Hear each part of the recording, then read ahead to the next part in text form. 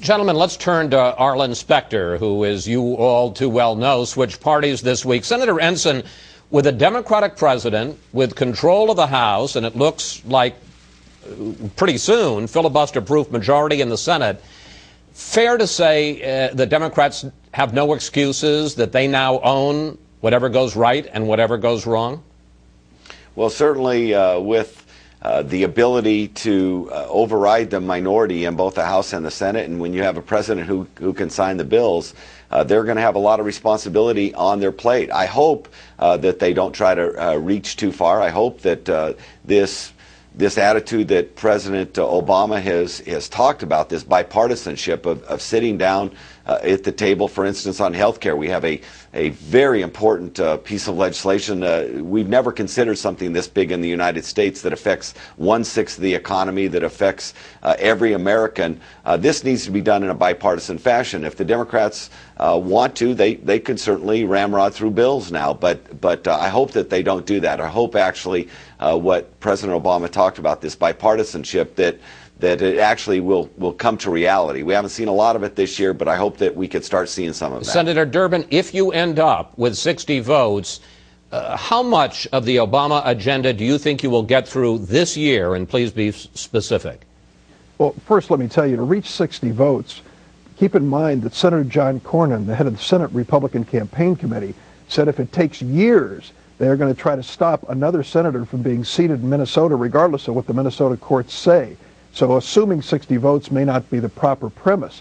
But let me also tell you this, as a person who counts votes, we have a very diverse caucus on the Democratic side. Some conservatives, some moderates, some liberals, and each of them sees things a little differently. To think that they're going to march in lockstep may be Harry Reid and my dream, but not likely to occur. What can we do this year? I want to see a bipartisan bill on health care. I want to see us attack this issue of global warming and climate change, and to make sure that America is moving towards energy independence, green jobs in this new economy. Those are things we can accomplish. Senator Durbin, just to quickly follow up before I move on to another subject, are you suggesting that the Republican Party is going to block the decision in the Minnesota Senate race between Norm Coleman and Al Franken to keep you from getting a 60-vote majority? Senator John Cornyn has already announced that he wants to see this appealed to the federal courts and beyond if necessary. And I think in his own words said, even if it takes years, to think that people of Minnesota would be denied a Senate seat, even after they've had 2 official recounts and it's gone through the courts, would really be unfortunate. Senator Ensign, I want to put up some numbers about the state of the GOP. In 2004, you had 55 Republican senators. Now you have 40.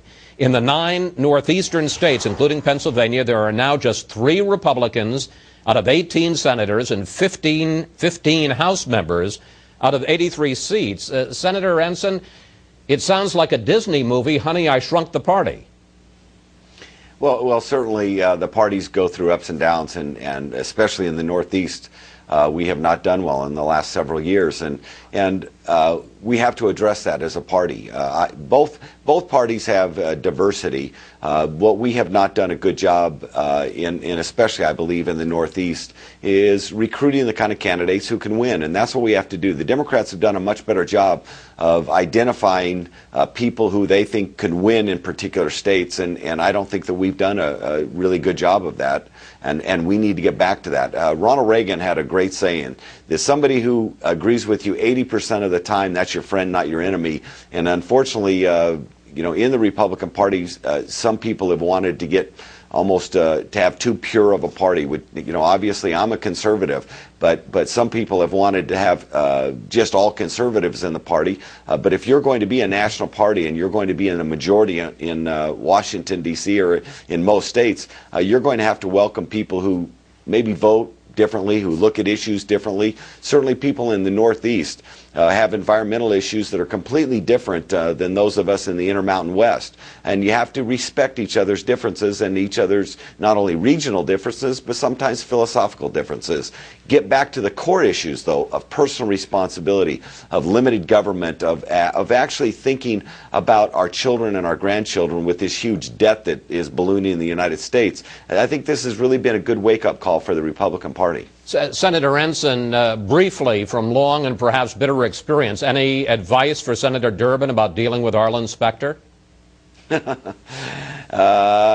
know, good luck. That's all I can say. And I know as Republicans that we have some great candidates that we're recruiting out there, and we want to make sure that Arlen Specter is no longer in the United States Senate after the next election. We're going to work very hard to make sure that happens.